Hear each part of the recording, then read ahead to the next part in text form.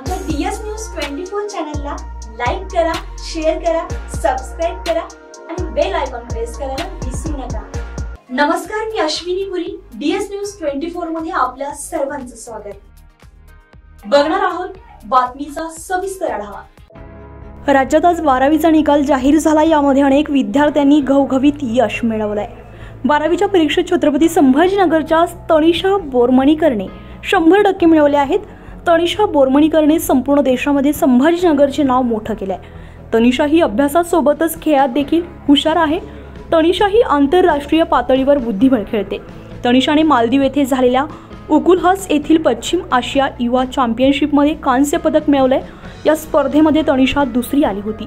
16 वर्षाखालील वयोगटामध्ये तिने भारताचे प्रतिनिधित्व केलं होतं। यामध्ये 250 खेळाडूंमध्ये तिने द्वितीय क्रमांक मिळवलाय। स्पर्धेमध्ये तनिषाने फक्त अर्ध्या गुणाने सुवर्ण पदक गमावले होते।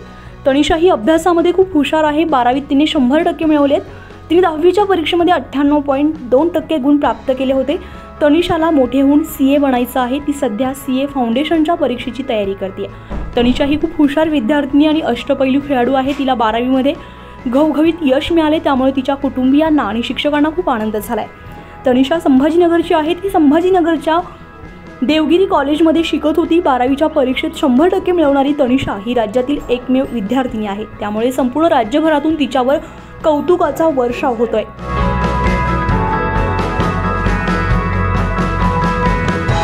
डीएस न्यूज 24 साठी अश्विनी पुरी, छत्रपती संभाजीनगर।